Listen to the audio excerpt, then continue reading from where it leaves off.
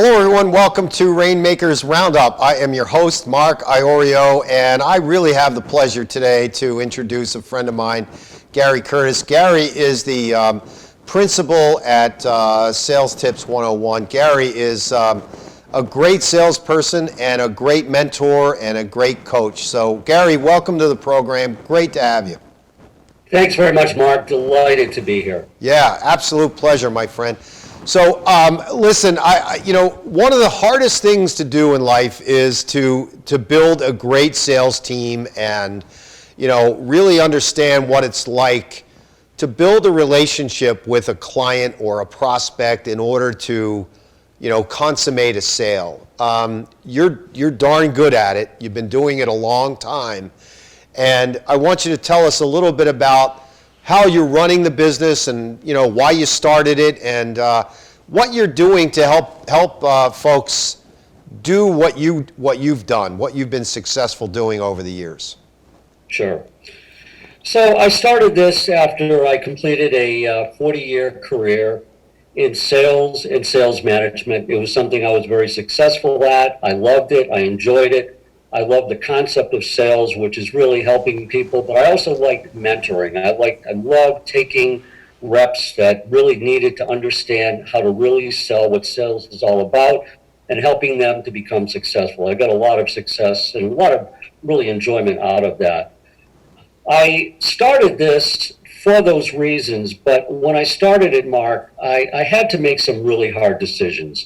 And I feel that when you start any business, you've got to figure out what is your niche. You've got to be a little bit different from everybody else because let's face it, in every field, there's a whole bunch of people that do the same thing. Right, sure. So what I decided to do is really focus on, number one, what I felt was a major differentiator for me versus the many sales training companies that are out there. Mm-hmm. And therefore also what I thought the market would be for what I do. So to be more specific, one of the things I do is when I do a workshop, for example, I love to ask questions. I love to make it interactive with the group. And I'll ask the group a very basic question. Who here loves to be told what to do? And it's amazing. Nobody raises their hand. And I said, well, you got to help me with this because I've been to a lot of sales training programs with a lot of big sales training companies. And what they do is they focus on teaching you that you should really focus on a couple of things. What's great about your company, we've won all these awards, and what's great about all the services and what all these services and products are exactly what you need. And they also offer a very cookie cutter approach because they're appealing to the masses and they charge many, many thousands of dollars to do that. Sure. Well, none of that really made a lot of sense to me. And I started my venture really with a focus on really providing what I call a personalized, customized approach. So when I meet with clients, whether I'm doing workshops or even individuals, I really take the time to really understand them, to really understand what they're all about, what are their challenges, what are their objectives, and I really provide that kind of a focus and kind of a program for them. And unlike the big guys, I charge a very reasonable rate structure. The other thing that I do when I'm doing a workshop is I'll also ask another question. Who here has this problem? All day, you're inundated with emails and phone calls, people begging to be your client. Please, can I become your client? Nobody raises their hand, but they all want that, right? Right. And again, that's what I'm trying to do is a lot of your traditional outreach, cold calling methods, they don't work. Because It all sounds like noise. Everybody's doing the exact same thing. Sure. So what I do is I train people on how to create what I call a buying atmosphere where clients are motivated to want to come to you for the right reasons because they really look at you as someone that's helping them to get where they want to go. Yep. Yeah, so, and really, you and I have talked about this before, building a real relationship that's authentic, that's not like, I don't know if you remember Sandler a few years ago when Sandler sales training was really big. And, part of the book in the beginning of David Sandler's book, you walk into an office and there's a sailfish on, the wall. And all the sales rep is doing is talking about the sailfish, right? Because he thinks, or she thinks, that that's going to ingratiate them to the prospect. And that couldn't be further from the truth, but you're helping people understand that relationships are critical to the sales process. What are the, I don't want to know tips, but what is the methodology behind getting people to understand that, Gary? So a couple of things come to mind, Mark. First of all, I teach the concept of what I call visualization. And what that means is you've got to understand that the focus has to change, just like you described, from the salesperson to the person that you're meeting with. It has to always be about them. So the only way you can do that is you've got to really become them. You have to really visualize that you're them. You really understand their pain points. You understand what their life is all about. What are they trying to do? Where are they trying to go? What are the roadblocks that are keeping them from getting there? And if you can understand that, then you're really helping them to get where they want to go. And a lot of that comes from just understanding what are your strengths, understanding what kind of questions that you should be asking to get them to basically tell you that. Now, another concept that I really teach is it's really an understanding that people, again, they don't want to be told what to do. So they love to feel empowered that they're the ones that are identifying their pain. They're the ones that are identifying what they think they need to address that pain, not you. Yep. But what you're doing is, if you're a really good coach, you're simply guiding them along the way to get there. It's almost like you're leading them down a path without them necessarily realizing that they're being led, because you're helping them to get to where they want to go. Yeah. You know, I look at your background. You and I have talked about your background. It's extensive. You know, there's a lot of, we have both, you and I have both made tons of mistakes, you know, in getting to where we are today, and learning a lot of the, you know, what's worked and what hasn't worked. Talk a little bit about your background and how you got to where you are now with you know, with SalesTips 1110. I mean, I find it fascinating. So I think a lot of what typifies my background was, you know, going back to, and I think you're asking me how I really got into sales to begin with, Mark. Is that really what you were referring to? Yep. Yeah. So my undergraduate degree was in marketing, and I loved marketing, and I wanted to go into it. And, you know, you graduate, you start taking the interviews, and they all said the same thing. Buddy, guess what? You don't have any experience in marketing, so why don't you start out in sales? Well, I didn't want to start out in sales. I hated sales. I'm thinking, geez, the used car salesman, the timeshare salesman, I hated that. Right. And I ended up using that, you know, turning a negative to a positive to my advantage, because I always never wanted to be that type of salesperson. It really made me understand that the importance of sales, and I started out, I should also say, as a psychology major, so it really gave me a good understanding that sales is nothing more than how you can help someone, and it's developing, as you mentioned, those relationships, and it really became the basis of my focus and my understanding of what sales really should be all about. Another really good example, over the past 10 years of my career, I sold to the federal government. Mm-hmm. When I took the position, I was asked to really create for the first time a market for all the large federal agencies. Now, I had actually, most of my background was selling to the legal market, so this was really my first time selling to the federal government. Sure.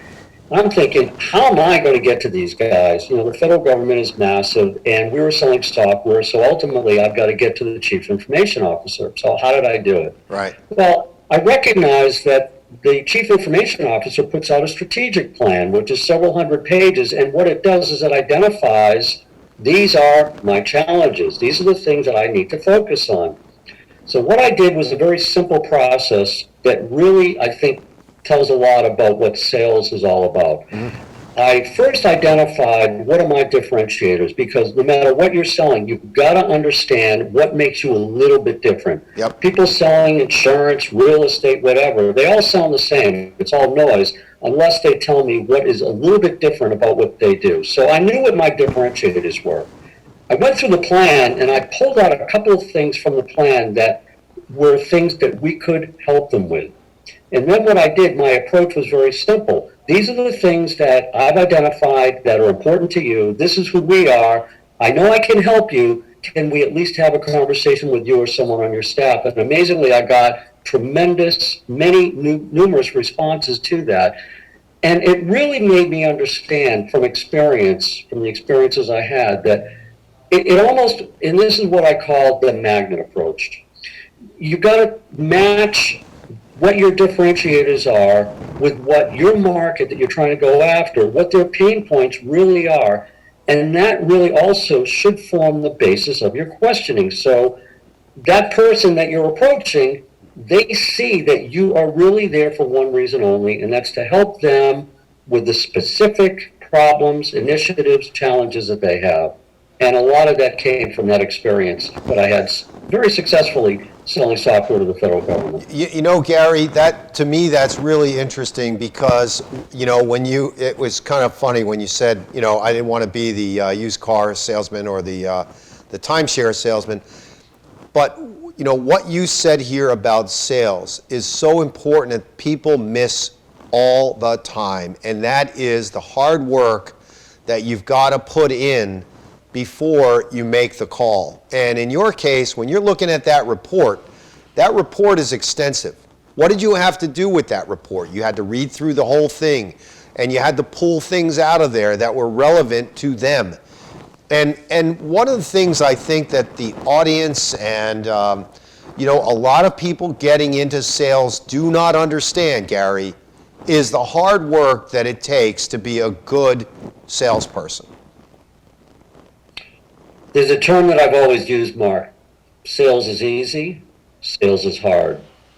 Because if you're willing to do the work, and if you're willing to take the time to really understand your market, understand what's important to your market, then it becomes so much easier, because then your messaging is correct. You're trying to ensure that the messaging is perceived as compelling. Someone that gets a message, there has to be some kind of a spark that goes off. Yep. So they respond to your message. Otherwise, people get inundated with so many messages today, and it's all noise after a while. Yeah. There's got to be that spark, and that's how you create that spark. Yep, absolutely. Gary, we're going to have to take a quick commercial break. When we come back, we'll talk to you more about maybe a case study that you could share with us, some proud moment that you've had, and some other things that you can help our audience with respect to selling. We'll be right back after this message from our sponsors. Don't go away, folks. I feel bad for kicking your seat on purpose. I'm sorry for mansplaining. That's when a man... I know what it is. We should have just told you it's a boy. I wish you didn't have to hear all that. Sorry I called you Karen. That's my name. Sorry your name is Karen. I promise I will not eat any more of your friends. Really? Okay, it might happen one more time.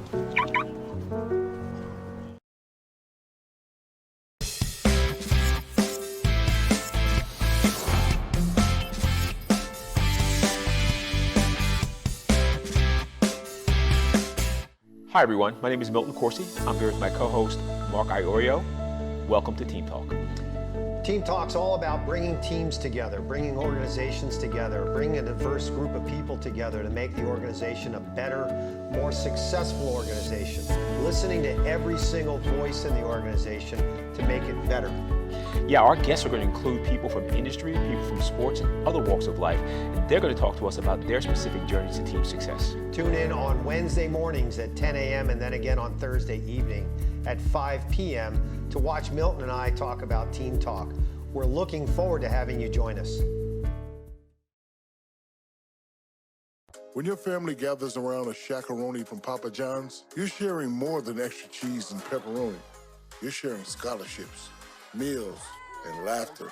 Because $1 from every shakaroni goes to charity. That's pizza with a purpose.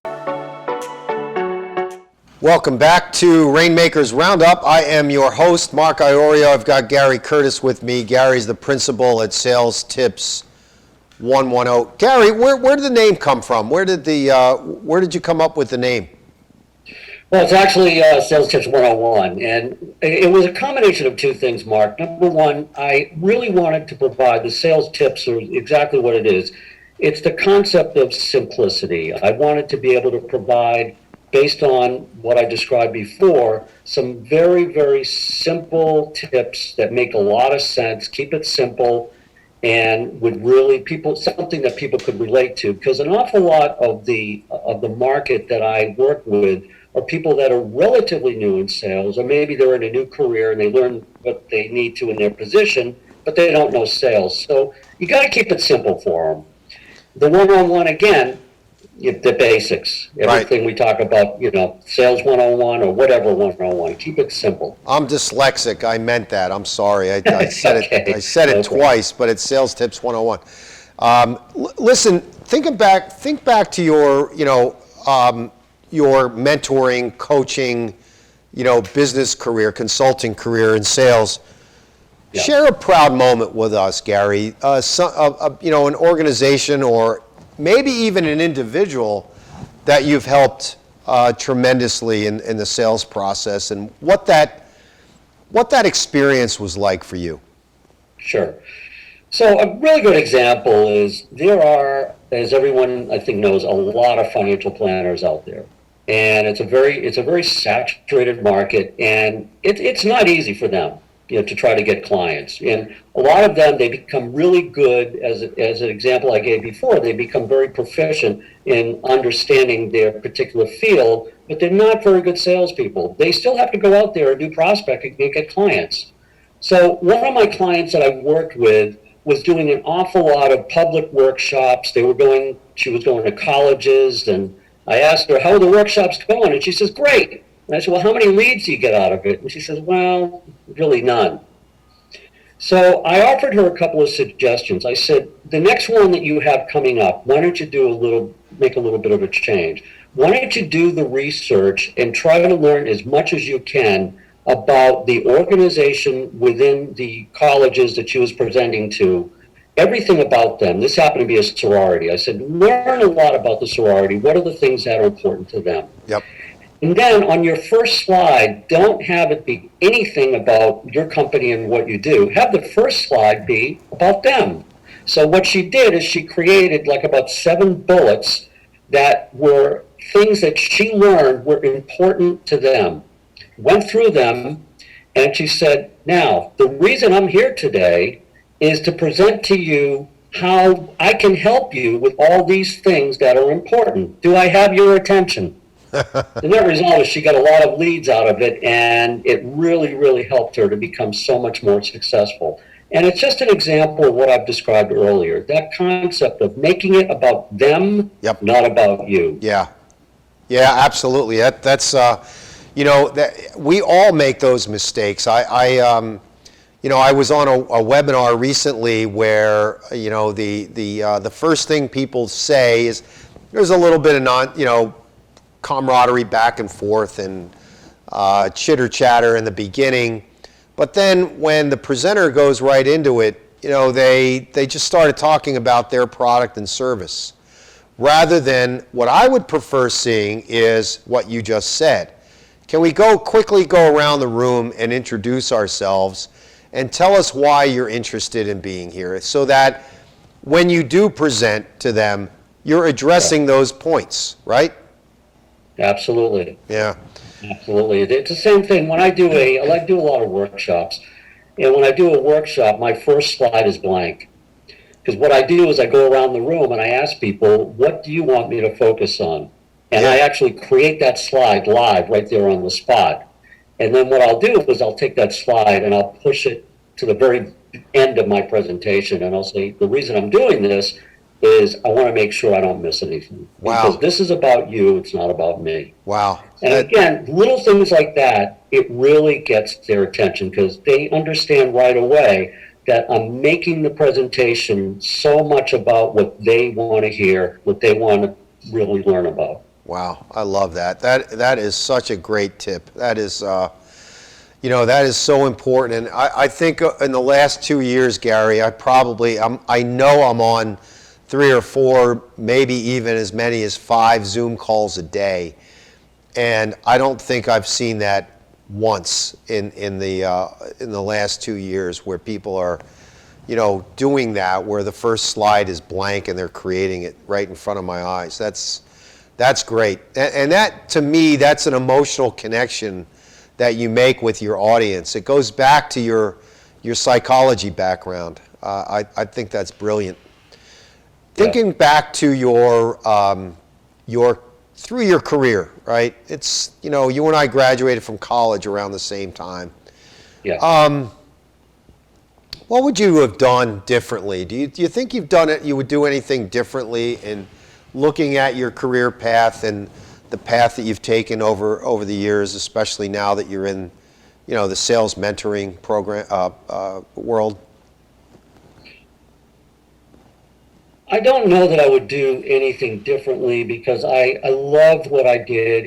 I've had a great career. The one thing that I really like to impress upon people, because I've met so many that want to get into sales because they think salespeople, hey, they make a ton of money. That's the major motivation for salespeople. Yeah. And frankly, when I hear that, immediately I think those are going to be the worst salespeople because that's a short-term motivation. Right. To be successful in sales, you've got to do two things. You've got to really understand what sales is all about. It's about helping people. And also, you have to have that eye of the tiger mentality because some of the biggest thrills that I've had were actually, and I know this is going to sound strange, but it wasn't winning the sale. It wasn't actually getting the sale. It was the journey along the way, overcoming all the challenges, all the obstacles that you get thrown in a sales cycle. And when you finally get that sale, it was what a great feeling. Everything that I went through, you've got to really love doing that. You've got to love overcoming challenges and winning if you're going to be successful in sales. And then the commission is just the icing on the cake. And I tell people I never once made a sale where I looked back and looked at how much money I made, what my commission was. I never did that in my career because I always felt if I just do the right things, the money will come, and it always has. Boy, that's great advice. I say that often. And if you have the passion for doing what you do, which you do, you could see it. You could see it in your eyes. You can hear it in your voice, your body language. You feel, it looks like you love what you do first. The money follows. It's always like that. And if you're out there, and if you were to give advice to a younger Gary Kurtis, sitting right next to us right now, is that what you would say to him or her? I would. And then the other thing is, and you touched on it earlier, Mark, is understand that when you're meeting in a sales meeting, it's about establishing a relationship. It's no different than when you meet anybody, someone you're having a beer with. You're establishing a relationship. It just happens to be a relationship that could eventually turn into a sales relationship if you're really there to help them. But you've got to establish that relationship. Humor is a big part of it. If you can get them to laugh and open up, it really helps. Yep. I learned that from my dad. My dad sold clothing, and someone would come in to buy a shirt, and he would sell them 5 suits and 10 shirts. And how did he do that? He never really talked about clothing. Right. It was about developing a conversation and getting them to laugh, and it was all about that. And you've got to understand that it's about relationships and how you can do that. And not many people understand how to do it. And these are the things that I help people with, to really learn how to develop relationships so you can have that comfort level, because you've got to establish a comfort level if they're going to feel that they can move forward with you. Yeah, absolutely. Couldn't agree with you more. What sort of businesses or people are you targeting? Does it really does it matter? I mean, do you focus on a certain segment of the population or a certain demographic that we can get this word out to? Sure. So I'm industry agnostic, Mark. So there's a couple of words that come to mind that describe my market. Number one is smaller companies, and the other is the word new. There's a lot of people that are relatively new in sales. They don't even have to have their title being sales rep, because as we all know, we're all in sales, and these are all people, all these companies, all these individuals, these are all people that I help. Yeah. It's amazing. A number of years ago, I had an opportunity to help a very, very large client, and it was really about becoming brand ambassadors within your organization. And they had about 3,500 employees at the time, and we would go around from group to group, 15 people at a time, and I would say, all right, who in the group are in sales? No one would raise their hand. Who's in customer service? Everybody raises their hand. And it's like, wait a minute, do you understand that there's not really a difference here as long as you understand that you're helping the member or helping the client in this case? So it's really kind of comical sometimes. Gary, I love what you've done with your career and your new business. You know, Sales Tips 101 has been great. Where do you find inspiration? Who inspires you? What inspires you? Where do you get that from? It's the person I mentioned a minute ago, my dad. You know, he passed a number of years ago, but he was the one that inspired me because he was a salesman, and I really watched how he did it. And it really inspired me to understand what sales is all about, and if I ever went into it, how I could be successful. Yeah, that's great. I love hearing that. Well, you know, with families are just so important, and having a mentor and person like that in your life is just so critical. So, Gary, thank you very, very much for joining us on Rainmakers Roundup. Can you please tell everyone how to get in touch with you and Sales Tips 101? Sure, absolutely. My website is SalesTips 101. My email address is GaryK@SalesTips101. And I offer, if anybody is interested in more of these sales tips, and I got a whole bunch, I always offer a free initial consultation. Great. I love to do that, and I love to help people. Any books on the horizon? Not books, but I do a lot of writing. I've got a blog that is on my website, and I write a lot of short blogs and short articles and short postings, and I love to do that. They're better sometimes. Thank you, Gary. I appreciate your time very, very much, and these tips that you've given me and our viewing audience. So thank you very much. Well, thanks so much for having me, Mark. It's been a lot of fun, and I love helping others, and I would very much love to hear from others. Thank you. Thanks, Gary. So much. All right, ladies and gentlemen, that is a wrap for Rainmakers Roundup. Please look up Gary Kurtis, Sales Tips 101. He is a terrific mentor and will be able to help you on the sales side. Trust me. That's a wrap. We'll see you next time. Have a safe week.